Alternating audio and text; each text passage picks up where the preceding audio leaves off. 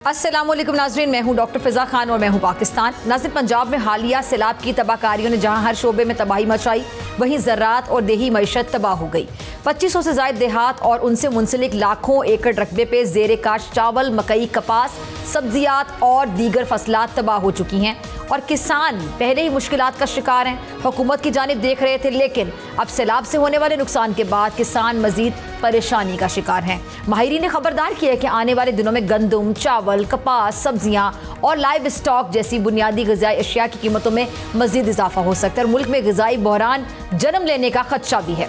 पंजाब इस वक्त दरियाए सतलुज, चनाब और रावी में आने वाले शदीद सैलाब की लपेट में है, जिसके बायस वसी ज़राई इलाके ज़ेरे आब आ चुके हैं। इन इलाकों में गंदम, कपास, चावल, सब्जियां और चारा जैसी फसलें तबाह हो चुकी हैं, जबकि माल मवेशियों की हलाकतों से किसान शदीद मुआशी नुकसान से दो चार भी हैं।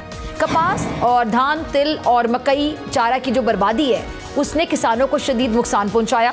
लाखों एकड़ ज़मीन के ज़ेरे आब आने से ग़िज़ाई बहरान के खदशात मज़ीद बढ़ते दिखाई दे रहे हैं। हालिया सैलाब के बाद कपास की पैदावार में कमी के बायस टेक्सटाइल सनत दबाव में आएगी और कपास की दरामदात बढ़ेंगी।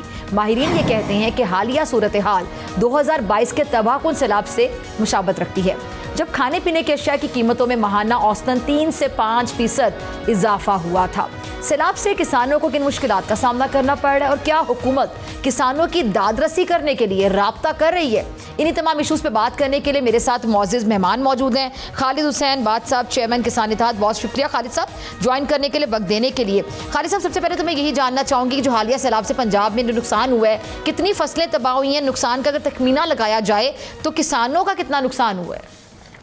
इस टाइम तक जो अभी हमारे पास जो हमारे गांव से रिपोर्टें आ रही हैं, कम से कम 2500 से लेके 3000 गांव और कम से कम 1500 से 2000 छोटी बस्तियां जिसमें 20-20, 25-25 घर होते हैं और 20 से 25 लाख एकड़ जिसपे खड़ी फसल, जिसमें फसलों में सबसे पहले कॉटन तैयार थी, वो बिल्कुल तबाह हो गई है। इसी तरह चनाब और रावी के ऊपर जो चावल की काश्त थी, चावल की फसल भी इस टाइम बिल्कुल पक के तैयार थी और वो बिल्कुल तबाह हो गई है।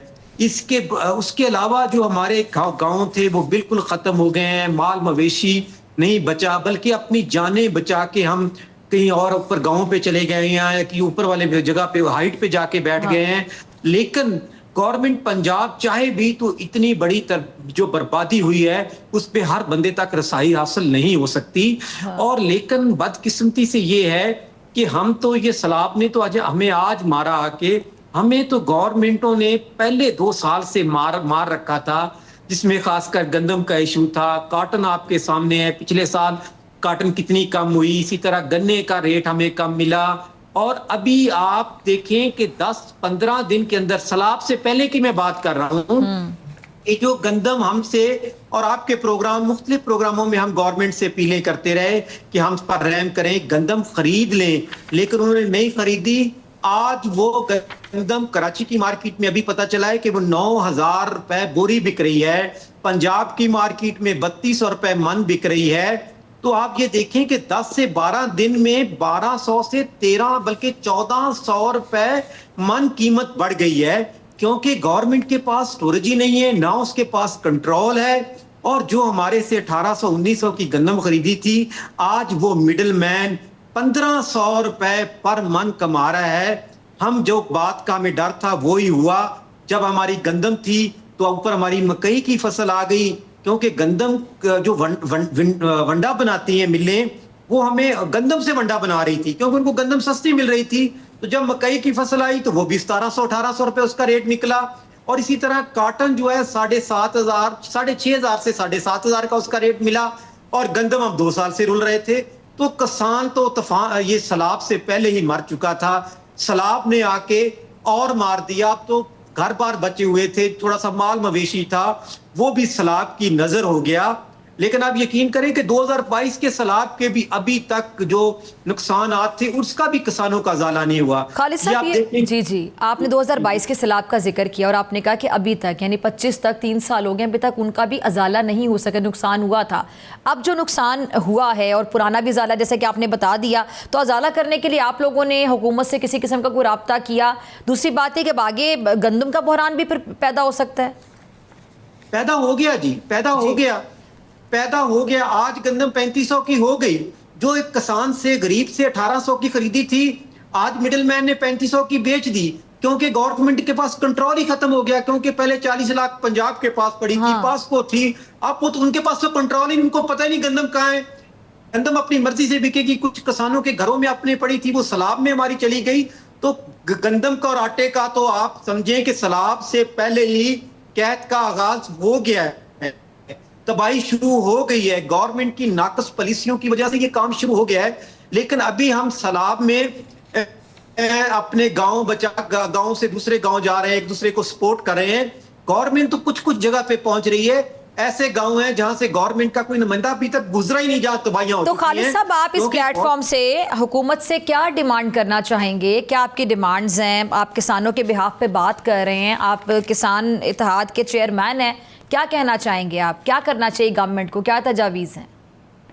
अभी तो हम उनसे ये रिक्वेस्ट कर रहे हैं कि हमारे जो किसान जिनका सारा कुछ चला गया, उनके लिए खाने के लिए कुछ नहीं, रोडों पे बैठे हैं, दूर जाके बस्तियों पे बैठे हैं। कुछ तो हम खुद कोशिश कर रहे हैं, लेकिन गवर्नमेंट उनको सिर्फ अभी खाना पीना और पानी की थोड़ी सी सहूलतें प्रोवाइड कर दे। बाकी नुकसानात तो बात की बात है। अभी तो हम इस चीज के लिए तरस रहे हैं कि कई बेचारे लोग भूखे सो रहे हैं, कहीं उनके माल मवेशी मर गए। कहीं के सिर्फ अभी हम कहते हैं कि लोगों तक रसाई हासिल करें, जो भूखे सो रहे हैं, प्यासे सो रहे हैं, उनको खाना मुहैया की जाए। हम भी कोशिश कर रहे हैं, लेकिन गवर्नमेंट भी करे, इसमें फेडरल गवर्नमेंट भी करे, सिविल सोसाइटी भी करे, सब लोग मिलके। आज किसान मर गया है और उसके मरने का असरात शहरों पे भी आएगा, क्योंकि चीजें महंगी हो जाएंगी। तो हम अपने पूरे पाकिस्तान से अपील करते हैं कि हमारे खाने अखराजात जो सिर्फ खाने का सिस्टम है, वो चीजें हमारी पूरी कर दें, जिससे हम भूखे प्यासे सो रहे हैं उससे हमारी बचत हो जाए। अच्छा, ये जो अभी ज़रूरी जो आलात हैं वो भी डूब गए, किसानों का जो भारी नुकसान हुआ है, तो उसका अजाला बाद में जाके कैसे होगा? अभी तो बिल्कुल आप सही कह रहे हैं कि अभी जो तरजीहात हैं वो ये हैं कि जो लोग बेघर हो गए, उनके पास सामान भी नहीं है, उनके पास ग़िज़ा भी नहीं पहुंच रही टाइम पे, तो उनको खाना मिले जाके, और अभी जो जिस परेशानी का वो शिकार हैं तो उनको सपोर्ट मिले, एक स्ट्रेंथ मिले और एक मोरल सपोर्ट मिले, उनको खुराक मुहैया की जाए, उनको खाना मुहैया किया जाए। लेकिन उसके बाद जाके ये जो ज़रूरी आलात भी डूब गए, इतना नुकसान हो गया, उसका अजाला कैसे आप एक्सपेक्ट करते हैं? क्योंकि आपने अभी फरमाया कि 2022 वाले सैलाब का अजाला अभी तक नहीं हो सका, आप लोग मुतमईन नहीं हैं। देखें जी, आज आपके प्रोग्राम के हवाले से मैं पहले जैसे प्रोग्राम किया था कि गंदम 1800 से खरीद के ये महंगी बिकेगी, आज वो बिक गई।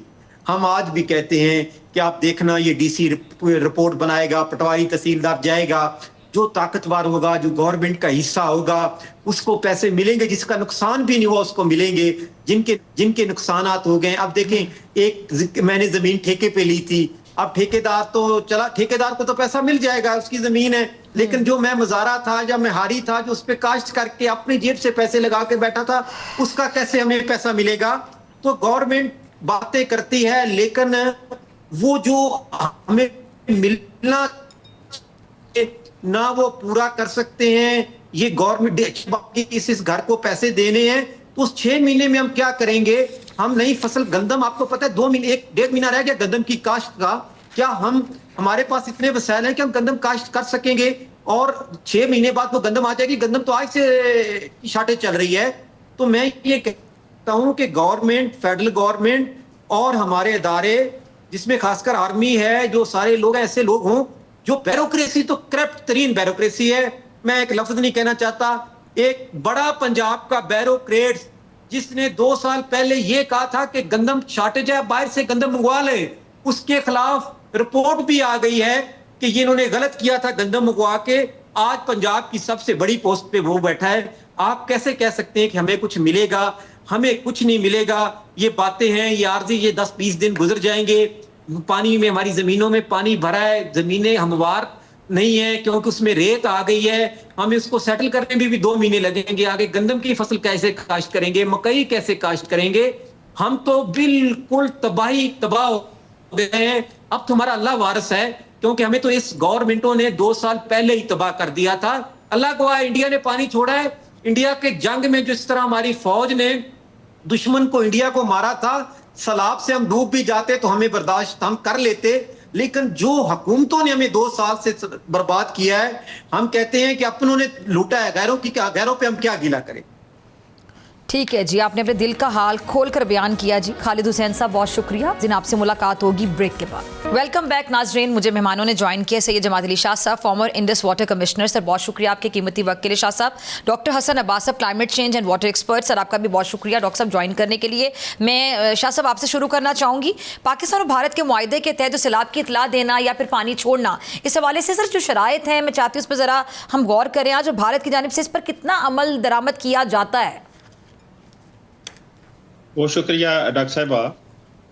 सिंध ताश माहिदा में फ्लड के बारे में भी जो है ये अरेंजमेंट्स जो है मौजूद हैं, जिसमें यही है कि गैर मामूली बहाव के वक्त जो है इंडिया पाकिस्तान को जितना जल्द मुमकिन हो सकेगा पानी के बारे में जो है वो इत्तला करेगा।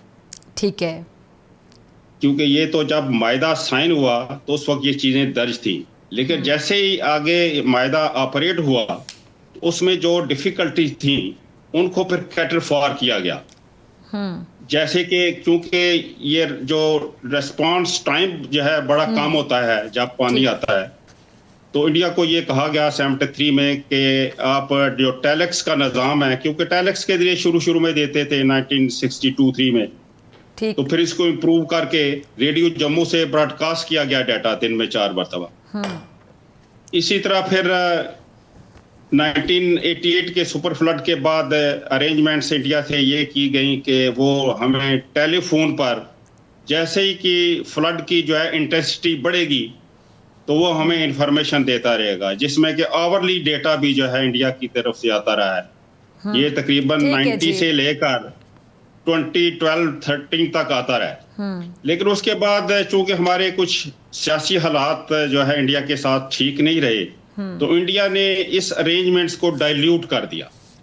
हालांकि ये अरेंजमेंट्स एक तो ट्रीटीज के साथ लिंक्ड थी, दूसरा ये ह्यूमैनिटेरियन ग्राउंड्स पे दुनिया में तमाम जो मुल्क हैं एक दूसरे के साथ ये डेटा शेयर करते हैं। ठीक है, और चाइना भी जो है ब्रह्मपुत्रा का ये इंफॉर्मेशन इंडिया के साथ जो है ड्यूरिंग फ्लड सीजन ये शेयर करते हैं। ठीक है, लेकिन अनफॉर्चुनेटली अभी ट्रीटी हेल्ड इन अबेंस का भी इंडिया ने ऐलान किया हुआ था, तो उन्होंने इंफॉर्मेशन तो दी कुछ दरियाओं की, लेकिन ये इंफॉर्मेशन एक तो टाइमली नहीं थी, फिर इस इंफॉर्मेशन को कंटिन्यू रहना चाहिए था, क्योंकि जब पानी का प्रेशर एक बार बढ़ जाता है तो फिर ये राब्ता जो है ये कंटिन्यूस होना चाहिए। लेकिन ये कंटिन्यूस राब्ता भी नहीं रहा और ये इंफॉर्मेशन भी जो है हमें टाइमली नहीं दी गई। लेकिन आप अगर देखें तो जो फ्लड जो आया है इसमें इंफॉर्मेशन का तो एक एलिमेंट है, दूसरा एलिमेंट यह है कि हमारी अपनी जो कैपेसिटी या कैपेबिलिटी जो मेट्रोलॉजिकल डिपार्टमेंट की है उसको भी देखना है कि उस पर इतनी इन्वेस्टमेंट जो है या 1988 के बाद की गई थी कि ये जो फ्लड आएगा तो ये इसको फोरकास्ट करेंगे, वार्निंग इशू करेंगे। मैं समझता हूँ उसमें भी काफ़ी ग्रे एरियाज हैं, वीकनेसेस हैं कि वो वक्त पर नहीं बता सके कि क्वांटम ऑफ फ्लो जो है किस तरह होगा, सिवियरिटी कितनी होगी। तो तीसरे जो एलिमेंट है वो ये है कि वार्निंग जो है अभी जो है अर्ली वार्निंग जो देते हैं लोगों को इवैक्यूएशन के लिए या अपनी जगह से हट जाएं, दरिया के लोग बेड में लोग बसे हुए हैं, तो वो डिपेंड करती है कि हमें इन्फॉर्मेशन कब मिलती है। जब इन्फॉर्मेशन हमें लेट मिलेगी तो जाहिर है कि हम इन सब चीज़ों में जो है ये डिले होगा और हम वो एनकाउंटर नहीं कर सके इन तमाम चीज़ों को जो है टाइमली। और 15-20 बिलियन डॉलर का जो है नुकसान अभी कहते हैं कि रिपोर्ट हो चुका है, अभी पानी सिंध में दाखिल होना है। तो सूरत हाल तो ये बड़ी जो है ये ग्रिम है। ठीक है, कि इसको हम अवॉइड नहीं कर सके इतने बड़े डैमेजेस को। ठीक है जी, शाह साहब आपका पॉइंट आ गया। है कि जो ठीक है राइट ऑफ वे जो है या इंक्रोचमेंट्स हैं, ठीक है, उसका अपना एक जगह पर जो है ये इंक्रोचमेंट्स वगैरह के हवाले से बात करते हैं। मैं आपकी तरफ दोबारा आती हूँ, मैं डॉक्टर हसन को भी शामिल गुफ्तगू करूँ। डॉक्टर अब्बास मैं आपकी तरफ आ रही हूँ, ये ज़रा मुझे बताइएगा, जैसे कि उन्होंने सिंध के हवाले से भी बात की, तो सैलाब में सबसे ज़्यादा जो सैलाब जो है वो सबसे ज़्यादा पंजाब में आता है, उसकी वजह बेसिक भी सबको पता है। और दूसरी बात है जब सब दरियाओं का पानी अब सिंध में जाके इकट्ठा हो जाएगा तो फिर सिंध में इस बार हम कितना खतरा अभी से महसूस कर सकते हैं? देखिए ये सिंध में भी सैलाब आता है, बलूचिस्तान में भी आता है, सिर्फ पंजाब में नहीं आता, केपी में भी आता है, गिलगित बल्तिस्तान में भी आता है। ठीक है। लेकिन जो सिंध है वो डाउन स्ट्रीम है। ये सैलाब जो भी है, जो इंडस बेसिन का सैलाब है, उसने अल्टीमेटली सिंध में से एंटर होके तो आगे समुंदर की तरफ, डेल्टा की तरफ जाना होता है। तो लेकिन जो सैलाब की इंटेंसिटी होती है वो शुरू में ज़्यादा होती है, उसकी एक वेव बनती है ठीक सैलाब है। की। और अगर आप वेव को एक पहाड़ी की शक्ल समझें कि एक मूव करती हुई पहाड़ी है, जिसमें जो उसकी चोंच है पहाड़ी की ऊपर वाली, वो मैक्सिमम फ्लड है। ठीक तो है। जैसे जैसे ये पहाड़ी या इसकी वेव आगे चलती है तो उसकी बेस जो है वो ब्रॉड होती जाती है सही। और उसकी जो चोंच है वो नीचे आती जाती है, यानी कि वो फ्लैटन आउट होती जाती है। तो अगर बहुत ज़्यादा फ्लो जो है पानी का बहुत कम टाइम में गुजरे किसी जगह से, सही। तो वहाँ पे उनका सैलाब आता है।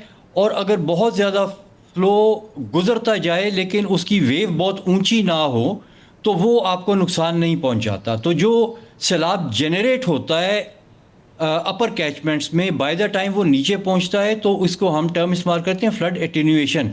वेव की एटेन्यूएशन हो जाती है, उसकी ड्यूरेशन बढ़ जाती है और उसकी पीक छोटी हो जाती है। तो अभी जो फ्लड की वेव्स सिंध में पहुंच रही हैं, जो पंजाब में जनरेट हुई थी इस साल के मानसून में, सही। वो उनका टाइम ज़्यादा होगा वहाँ से गुजरने का, लेकिन उनकी जो पीक है वो कम होगी। यानी आप ये यूँ समझ लें कि अगर जो वेव चनाब में से आई 11 लाख क्यूसिक की, और वो 11 लाख क्यूसिक एक दिन के लिए रहा, तो जब तक वो सिंध में पहुंचेगा तो हो सकता है कि वो वही पानी जो है वो 4 लाख क्यूसिक हो और वो 4 दिन तक चले, 6 दिन तक चले। तो ये मतलब है कि टोटल पानी का वॉल्यूम जो है उसमें बहुत ज़्यादा खातिर खा कमी नहीं आती, लेकिन उसकी जो फ्लो डायनामिक्स हैं वो चेंज हो जाते हैं। तो इस तरह से और ये देखिए, ये चीज़ें जो है ना, ये कोई आज नहीं हो रही, पहली दफ़ा इन दरियाओं में नहीं हो रही। इन दरियाओं के ऊपर बहुत तहकीक हुई है, इन पे बहुत स्टडीज़ हुई हैं। सही। और चीज़ के टाइमिंग्स और इसकी जो एटेन्यूएशन की जो कैपेसिटी होती है वो हमें पता है कि कौन से बैराज से लेके कौन से बैराज तक कितना फ़्लो, कितना ज़्यादा या कितना कम होता है। तो इस वक्त सिंध वाले जो हैं वो तैयार हैं इस बात के लिए। वहाँ पे दरमियाने दर्जे तक का सैलाब जो है वो दरमियाने से, या आप यूँ कह लें कि ऊंचे दर्जे का सैलाब भी हो सकता है, लेकिन इंतहाई ऊंचे दर्जे का सैलाब जो है इस वक्त मुमकिन नहीं है। दरमियाने दर्जे या उससे थोड़ा सा ज़्यादा का जो सैलाब है वो सिंध में से गुजरेगा, और फिर दरिया सिंध नीचे जाके बहुत फैल जाता है, बहुत बड़ा है वहाँ पे। तो वहाँ के स्ट्रक्चर्स की भी कैपेसिटी ज़्यादा है, और वहाँ पे जो बैराजीज़ हैं और नेचुरल कैपेसिटी है वो भी ज़्यादा है। फिर ये कि सिंध के लोगों को भी पता है कि सैलाब आ रहा है ऊपर से, और फिर सिंध वालों को थोड़ा सा एक्सपीरियंस पंजाब के मुकाबले में ज़्यादा है रीसेंट फ्लड्स का, क्योंकि जो 2022 के फ्लड्स आए वो सिंध में आए, 2010 के फ्लड्स सिंध में आए, तो इसलिए वो लोग, उनकी लिविंग मेमोरी में वो चीज़ है। तो कम्युनिटीज़ भी इस चीज़ के लिए तैयार हैं, और जो हुकूमत है और बाकी जो इदारे हैं वो भी तैयार हैं। तो हम उम्मीद करते हैं कि सिंध में पानी तो ज़्यादा गुजरेगा, लेकिन हमारी उम्मीद है कि उस तरह से जो है वो जानी और माली नुकसान नहीं होगा जिस तरह से कि पंजाब में अचानक हुआ है। जी अच्छा जी, मैं आपकी तरफ आना चाहती हूँ जमाती शाह साहब। ये जो पाकिस्तान का फ्लड वार्निंग सिस्टम है सर, आपके मुताबिक किस हद तक ये जदीद है? देखिए जी, फ्लड वार्निंग सिस्टम हमारे पास जो मेट्रोलॉजिकल डिपार्टमेंट है, जो रेडार्स हैं, वो सिर्फ ये नोट करते हैं कि 100-200 किलोमीटर तक इंडिया की तरफ डेप्थ में कि बारिश कितनी हो रही है। ठीक है। अब बारिश जो हो रही है और मुख्तलिफ जो पहाड़ियां हैं उसकी ढलवान कोई दाएं है कोई बाएं है।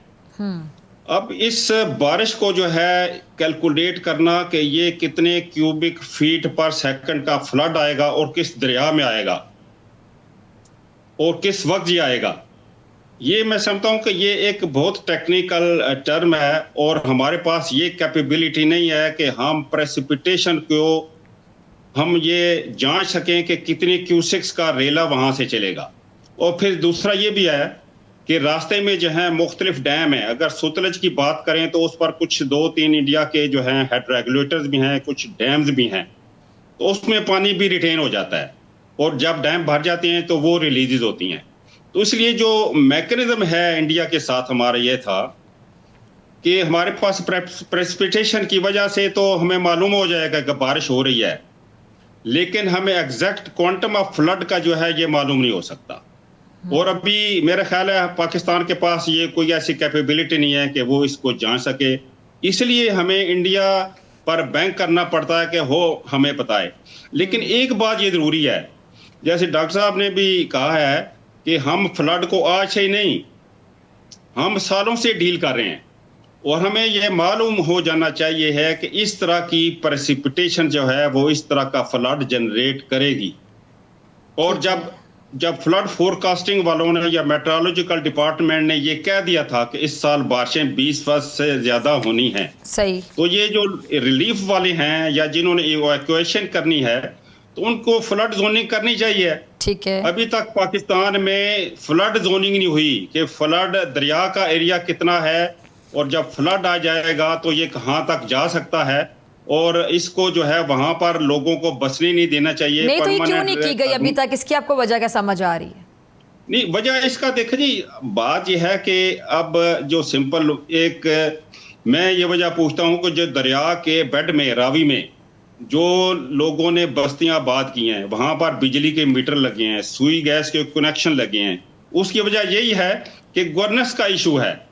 हमारी जो है वो प्लानिंग नहीं है, हमारा जो कोई नेक्सस जो इनका जो होता है ब्यूरोक्रेसी का विद दी माफिया जो है वो वो ज़्यादा जोरावर हैं और वो आपस में जैसा वो चाहते हैं वो कर लेते हैं, क्योंकि जब अकाउंटेबिलिटी नहीं होगी तो इस तरह की चीज़ें तो होगी और फिर इसका खमियाजा हमें ये भुगतना पड़ता है कि आप और मेरे पैसों से, और फिर जो लोन लेंगे तो जाहिर है कि लोगों के ये सर पर कर्ज बैठेगा, और ये अगर 40-50 बिलियन का ये लॉस होता है सिंध में और पंजाब में मिलाकर तो जाहिर है लोगों ने ही पे करना है। लेकिन अनफॉर्चुनेट है, लेकिन आपके सवाल का जवाब यही है कि हमारी गवर्नेंस का जो है इशू है, ये हमेशा से रहा है और आज तक भी है। डॉक्टर साहब, आप भी अग्री करते हैं शाह साहब की बात से? जी, मोर और लेस तो बात वो ठीक कर रहे हैं, क्योंकि गवर्नेंस का इशू तो सबको नज़र आ रहा है, और जो उन्होंने फ्लड जोनिंग की बात की है वो बिल्कुल दुरुस्त है। दुनिया जहान में जो फ्लड की जो होती है मैनेजमेंट और अडेप्टेशन, उसमें ये चीज़ें जो हैं ये शामिल होती हैं। सबसे पहले फोरमोस्ट, इससे पहले मैंने एक दो प्रोग्राम्स में भी ये बात की है कि जो अभी आपको सबसे पहले फोरमोस्ट काम करना है, जो कि अभी तक नहीं हुआ, लॉन्ग अगो हो जाना चाहिए था, वो फ्लड जोनिंग है। उसमें आप जोन्स बनाते हैं कि आपके मोस्ट वल्नरेबल जोन्स कौन से हैं, ऐसे जोन्स जिनमें हर साल फ्लड ने आना है, ऐसा जिसमें प्रोबेबिलिटी है कि हर 10 साल में एक दफ़ा फ्लड आएगा, 5 साल में आएगा, 10-20 साल में आएगा, 50 साल में आएगा। वो सारी जोन्स की जो है वो मार्किंग होती है। फिर उन जोन्स के बीच में आपकी गवर्नेंस जो है वो डिफरेंट तरीके से होती है। हर जोन के बिल्डिंग लॉज फॉर एग्जांपल और बाई लॉज वो डिफरेंट होते हैं। कुछ जगह ऐसी हैं, मसलन एक जगह जहाँ पे 20 साल में एक दफ़ा फ्लड मुतवक्को है, तो इसका ये मतलब नहीं कि आप उधर से सारे लोगों को निकाल देंगे जी 20 साल में एक दफ़ा इधर फ्लड आएगा, बाकी 19 साल तो वो वहाँ पे रह सकते हैं। सिर्फ उस एक साल का मसला है जिसमें फ्लड आएगा। तो आप उधर जोनिंग के बीच में डिफ़ाइन करते हैं कि जी इस जोन में जो मकान बनाएगा, अगर एक मकान की लाइफ से 50 साल है तो वो 1 या 2 दफ़ा उसके बीच में फ्लडिंग हो सकती है। लिहाजा उसकी बेसमेंट जो है वो इस तरीके की बनेगी कि अगर बेसमेंट में पानी आ जाए तो ऊपर से मकान गिर नहीं जाएगा, उसकी बेसमेंट में बिजली का कोई ऐसा कनेक्शन नहीं होगा कि वो पानी चले और शॉर्ट सर्किटिंग हो जाए। अगर नीचे वाली मंजिल में पानी आ गया तो ऊपर वाली मंजिल में फैमिली शिफ्ट करे तो उसके पास एसेंशियल चीज़ें, वॉशरूम की फैसिलिटी, खाने की फैसिलिटी, खाने पकाने की फैसिलिटी, ये एसेंशियल फैसिलिटीज़ उस जोन में जो घर बनाएगा उसने बनानी होंगी। और जब तक वो बनाएगा नहीं उसको घर का नक्शा जो है वो पास नहीं किया जाएगा, उसमें उसको रहने की इजाज़त नहीं दी जाएगी। फिर कुछ ऐसे जगह होती हैं जो कि थोड़ी लो लाइंग होती हैं, वो फ्लड के पाथ्स होते हैं जहाँ से शीट वेव गुजरनी होती है फ्लड की। तो उसके बीच में भी आप स्पोर्ट्स ग्राउंड्स बना सकते हैं, पार्क्स और इस तरह के एरियाज़ बना सकते हैं कि जो बाकी दिनों में आप उसको इस्तेमाल करें। जब फ्लड आता है तो उसमें पानी भर जाए, और जब फ्लड उतरता है तो वो जगह दोबारा काबिल इस्तेमाल हो जाएं, और उसमें आप इस तरह का महंगा इंफ्रास्ट्रक्चर और रहने की जगह नहीं बनाते। फिर कुछ ऐसे जोन्स हैं जिनके बीच में आप बेसमेंट बनाने की इजाज़त नहीं देते, और कुछ ऐसी जगह जिसमें फ्लड सीज़न के बीच में आप कहते हैं कि जी बेसमेंट में रात कोई नहीं बसर कर सकता। रेजिडेंट्स को बताया जाता है, कमर्शियल एरियाज़ को बताया जाता है कि रात के टाइम पे बेसमेंट के बीच में कोई एक्टिविटी नहीं होगी, कोई शख्स बेसमेंट के बीच में नहीं होगा। तो इस तरीके से ये सारी रिस्क मैनेजमेंट के तरीके हैं।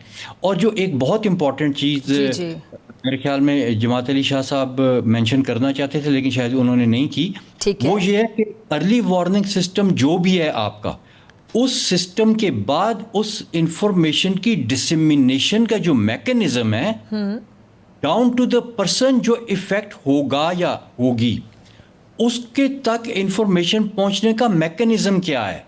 यानी मेट ने तो वार्निंग दे दी, मेट की वार्निंग किसके पास जाएगी? चलें जी, हमने कहा जी डीसी के पास जाएगी। डीसी आगे से किसको कहेगा कि घर में फैमिली मेंबर में जो हेड ऑफ फैमिली है उसको पता चल गया और वो उधर से बच्चों को लेकर निकल गया। वो तरीका क्या है?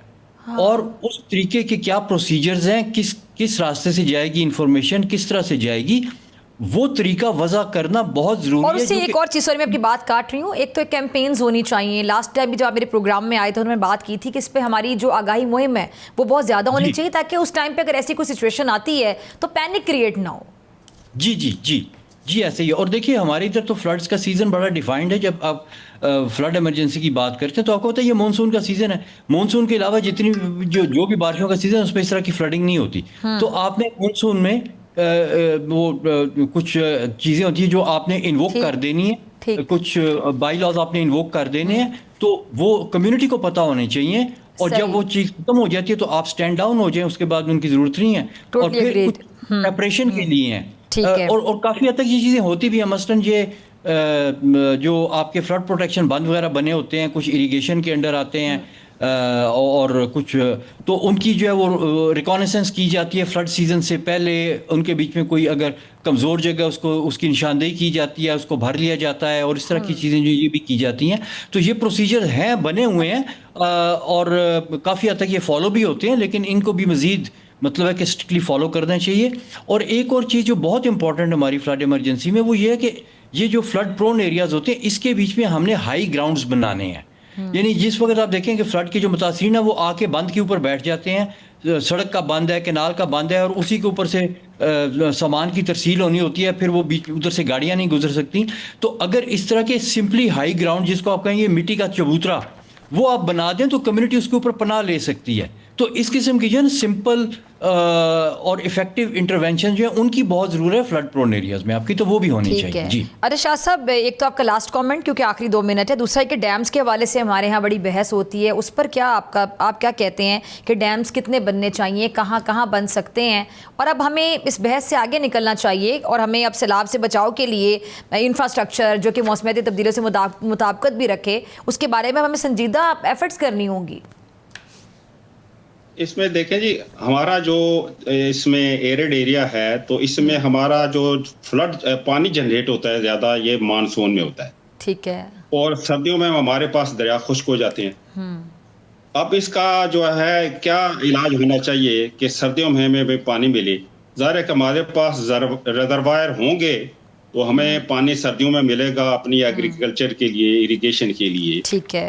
अब जब हमारे पास मंगला और तरबेला डैम नहीं थे तो उस वक्त हम नहरों में पानी तकरीबन जो छोड़ते थे वो 64 मिलियन एकड़ फीट था, यानी डायरेक्ट दरियाओं से ले रहे थे या कुछ छोटे मोटे हेड रेगुलेटर्स।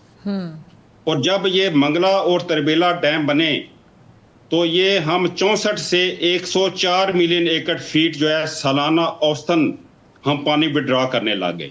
तो इसका मतलब डैम का अपनी जगह पर फायदा तो है हमारे जैसे एरिया में, लेकिन अगर आप ये कहें कि 101% फ्लड को रोकने के लिए जो है वो डैम काम आता है, अगर इस तरह की बात होती तो इंडियन पंजाब में पोंग डैम था ब्यास पर, भाखड़ा डैम था सतलज पर, वो दोनों भर गए और जो है उसके बाद पानी नीचे छोड़ना पड़ा और वहाँ पर काफ़ी डैमेजेस हुए। ठीक है। तो लिहाजा फ्लड के लिए तो जो निज़ाम है वो तो एक मैनेज और सीक्वेंस के साथ है। सही। अभी फर्ज करें जो हम खुद फ्लड एक क्रिएट करते हैं, एक कुदरती आफात आ गई, पानी चराब में आ गया, कादराबाद में हमें खुद ब्रीच करनी पड़ी, यानी कि 30-40 गांव को हमने खुद पानी में इनंडेट कर दिया। तो मैं समझता हूँ हमें ये भी देखना चाहिए है कि जो स्ट्रक्चर जिनकी कैपेसिटी कम है उसकी कैपेसिटी को बढ़ाएं, या फिर हम कोई ऐसी साइड चैनल बनाएं जाके जो हिस्टोरिकल फ्लड्स हैं वो तो कम हम गुजार सकें, बजाय कि एक तो ऊपर से बारिश हो रही है और हम ब्रीच करके लोगों को मजीद जो है वो उसमें डबो दें। तो ये सारे जो एलिमेंट्स हैं इनको पहले बड़ा गौर से देखने की जरूरत है। ठीक है जी, चलें जी, लास्ट 30 सेकंड डॉक्टर हसन, आपका लास्ट कमेंट। देखिए, ये डैम जो है ये आउटडेटेड टेक्नोलॉजी है, ना ये फ्लड्स को रोकते हैं, ना ये कोई स्टोरेज में ख़ास इजाफा करते हैं। ठीक है, हमारा जो इस वक्त फोकस है वो इन दरियाओं के नीचे जो एक्विफर्स हैं जिनका मैंने पहले भी जिक्र किया था, जिसमें 500 मिलियन एकड़ फुट पानी इस वक्त भी मौजूद है। सही। हम अब उस टेक्नोलॉजी के ऊपर इन्वेस्ट करना है जो इस 500 मिलियन एकड़ फुट की स्टोरेज को, जो आपकी 1000 दिन से ज़्यादा की स्टोरेज बनती है, इसको कनेक्ट करे यूज़र के साथ। सही। वो टेक्नोलॉजी इस वक्त पाकिस्तान में नहीं है, लेकिन डैम बनाने से वो टेक्नोलॉजी 1000 गुना सस्ती है। सही। और डैम जो 10 साल के बाद खड़ा होता है उसके मुकाबले में ये टेक्नोलॉजी चंद महीने में किसी भी यूज़र के साथ कनेक्ट करके उसको पानी दे सकती है, चाहे वो इरीगेशन वाला यूज़र हो, चाहे वो डोमेस्टिक यूज़र हो, चाहे इंडस्ट्रियल यूज़र हो। और डिस्ट्रिक्ट लेवल के ऊपर, कम्युनिटी लेवल के ऊपर, यूनियन काउंसिल लेवल के ऊपर ये प्रोजेक्ट्स किए जा सकते हैं। इसके लिए हमें ना तो बहुत ज़्यादा फंडिंग की ज़रूरत है, हमने सिर्फ एक दफ़ा उस टेक्नोलॉजी को पाकिस्तान में इन्वोक करना है, और वो टेक्नोलॉजी ऐसी आसान है कि वो फिर पाकिस्तान की इंडस्ट्री भी उसको बना सकती है। और जगह जगह पे आप छोटे छोटे प्रोजेक्ट्स करते जाएं, आपको किसी एक बहुत बड़ा प्रोजेक्ट करने की ज़रूरत नहीं है, 10-20 साल तक इंतज़ार करने की ज़रूरत नहीं है, आपको बाहर के एक्सपर्ट्स की ज़रूरत नहीं है, बाहर के कर्ज़ों की ज़रूरत नहीं है। जी ठीक है जी, बहुत शुक्रिया जी दोनों मेहमानों का। और नाज़रीन, आप होगी शॉर्ट ब्रेक। वेलकम बैक नाज़रीन। असरे हाजिर में बैनुल-अक़वामी सियासत का मैदान महज नारों, दावों और जज्बाती खताबत से नहीं बल्कि बुर्दबारी, फरासत और हिकमत अमली से फतह किया जाता है। सिफारतकारी एक ऐसा नाजुक फ़न है जिसमें लबो लहजा, वक्त की नज़ाकत और बाहमी एहतराम बुनियादी अनासर समझे जाते हैं, मगर जब ये फ़नून अना, ज़िद और खुद पसंदी के हसार में आ जाएं तो नतीजा वही निकलता है जो भारत की हालिया खारिजा पॉलिसी का आईना बन चुका है। धुंधला हुआ अक्से अजमत जो सिर्फ खुद को देखकर खुश है मगर दुनिया की नज़रों में गैर मोतबर होता जा रहा है। नरेंद्र मोदी की खारिजा हिकमत अमली उस वक्त खोखली महसूस होने लगी जब अमेरिका के सदर डोनाल्ड ट्रंप ने 17 जून को नरेंद्र मोदी को फ़ोन कॉल की, जिसने दोनों रहनुमाओं के दरमियान कशीदगी की बुनियाद रख दी। ट्रंप की जानिब से खुद को पाक भारत कशीदगी का सालिस करार देना और साथ ही नोबेल इनाम की उम्मीद बांधना बज़ाहिर एक सियासी चाल थी, मगर मोदी जी ने इसे अना का मसला बनाकर सिफारती मौका ही गवा दिया। ये मामला भारत और पाकिस्तान के दरमियान है, किसी तीसरे फरीक की गुंजाइश नहीं है। ये वो जुमला था जिसने ना सिर्फ सदर ट्रंप को नाराज किया बल्कि अमेरिका जैसे ताकतवर इत्तेहादी को भी दूर कर दिया। सिफारतकारी में रवादारी का दामन हाथ से छोड़ना खुद अपने पांव पर कुल्हाड़ी मारने के मुतरादिफ होता है। जब नरेंद्र मोदी हुकूमत ने हर बार सदर ट्रंप की सालिसी को झुटलाया तो नतीजा क्या निकला कि एक बदगुमानी ने जन्म ले लिया जो आज भारत की आलमी साख पर बाकायदा एक गहरा धब्बा बन चुकी है। अच्छा, क्वाड में अमेरिका की जो दिलचस्पी है वो बड़ी सर्द पड़ चुकी है।